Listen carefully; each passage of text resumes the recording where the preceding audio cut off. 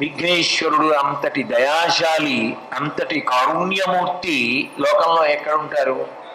కేవలం గడ్డి పరకలతో పూజ చేసినంత మాత్రం చేత సంతోషపడిపోతాడు. అసలు ఎంతంత పెద్ద పెద్ద విఘ్నాలు కానివ్వండి, రెండు చేతులు కైమోడ్చి నమస్కరించినంత మాత్రం చేత ఒక్క గడ్డి పరక తీసుకొచ్చి అక్కడ పెట్టి నమస్కారం పెడితే చాలు, రెండు చెవులు పట్టుకుని గుంజీలు తీస్తే చాలు, ఒక్క సాష్టాంగ నమస్కారం చేస్తే చాలు, 4 మొట్టికాయలు తల మీద కొట్టుకుంటే చాలు, అపరాధ క్షమాపణ చేసేస్తాడు.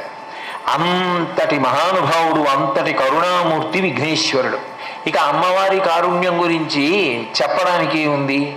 ఆవిడ అరుణిమ అంతా కారుణ్యమే.